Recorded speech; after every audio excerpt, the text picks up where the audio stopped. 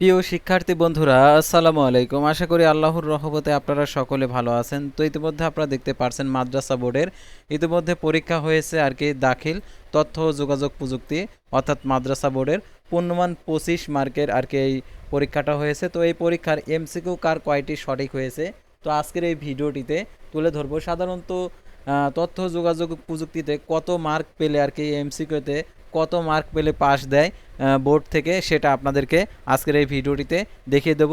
তো ভিডিও শুরুর প্রথমে আপনি যদি অল জব নিউজ বাংলাদেশ এই চ্যানেলে প্রথমবার এই ভিডিওটি দেখে থাকেন তাহলে আমাদের এই চ্যানেলটিকে সাবস্ক্রাইব করে রাখবেন, notification bell button all press করে রাখবেন, এই ভিডিওটিতে লাইক করে দেবেন।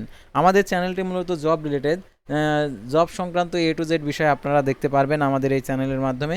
সেহেতু আমাদের চ্যানেলটি আপনার জন্য অত্যন্ত গুরুত্বপূর্ণ, কারণ আপনি এসএসসি পাস করার পর চাকরি খুঁজবেন, চাকরি কোথায় গেলে সার্কুলার দেখতে পারবেন, কোথায় গেলে চাকরির আবেদন করা যায় এবং আবেদন নিজে কীভাবে করবেন, এ টু জেড বিষয়ে চাকরি সংক্রান্ত আপডেটগুলো আমাদের এই চ্যানেলে জানতে পারবেন। সেহেতু ভিডিওটি অত্যন্ত গুরুত্বপূর্ণ। তো ভিডিওটি অবশ্যই আপনারা শেষ পর্যন্ত দেখবেন, আর অবশ্যই আমাদের এই চ্যানেলটিকে সাবস্ক্রাইব করে রাখবেন। চাকরির জন্য হলেও আপনাদেরকে কোনো না কোনো উপকারে আসবে আমাদের এই চ্যানেলটি। তো আর কথা না বাড়িয়ে চলে যাচ্ছে মূল বিষয়ে।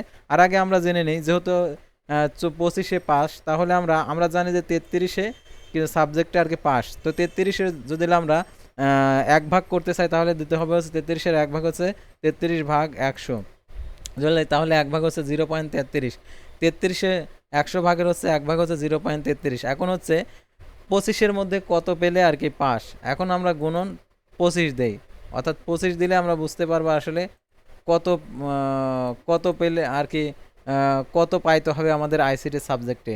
যদি আমরা এখানে 8 পাই, 8 পাইলে কি পাস হবে না 7 পেলে পাস হবে? অনেকে বলে 7-এ পাস। তো এখন আমরা এখানে গুণন হিসাবটা করলে পরে আমরা বুঝতে পারবো 8.25, অর্থাৎ 8 পেলে আপনি পাস করবেন, অর্থাৎ আইসিটিতে, অর্থাৎ তথ্য ও যোগাযোগ প্রযুক্তিতে, অর্থাৎ তথ্য ও যোগাযোগ প্রযুক্তির মাদ্রাসা বোর্ডের হচ্ছে পাস মার্ক হচ্ছে 8। তো যাদের অন্য অন্য সেট রয়েছে তাদের এই প্রশ্নপত্রের সাথে নাও মিলতে পারে, সেহেতু যার যে সেটের নামটি অবশ্যই কমেন্ট বক্সে লিখে জানাবেন। 1-এর হবে দেখতে পারছেন ক, 2-এর দেখতে পারছেন এখানে খ, 3-এর দেখতে পারছেন এখানে গ, 4-এর দেখতে পারছেন এখানে ঘ, 5-এর দেখতে পারছেন এখানে ক, তারপরে দেখতে পারছেন 10-এর ঘ, তারপরে দেখতে পারছেন 9-এর হচ্ছে গ, তারপরে দেখতে পারছেন এখানে 8-এর হচ্ছে খ, তো তারপরে দেখতে পারছেন এখানে 7-এর গ, তারপরে দেখতে পারছেন 6-এর হচ্ছে গ অ্যান্সার।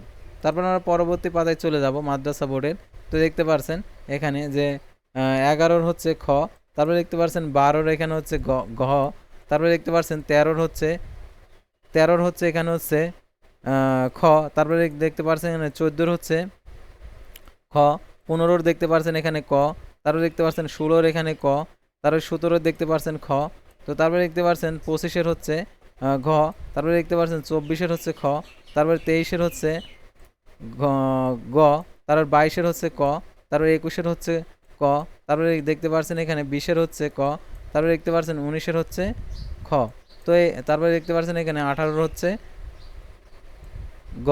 তো এই ছিল মাদ্রাসা বোর্ডের এমসিকিউ অ্যান্সার। তো পরবর্তী ভিডিওতে অন্য কোনো বোর্ডের প্রশ্নপত্র সমাধান নিয়ে হাজির হব। সে পর্যন্ত সবাই ভালো থাকবেন, সুস্থ থাকবেন এবং আমাদের এই চ্যানেলটিকে সাবস্ক্রাইব করে পাশে থাকবেন। আল্লাহ হাফেজ।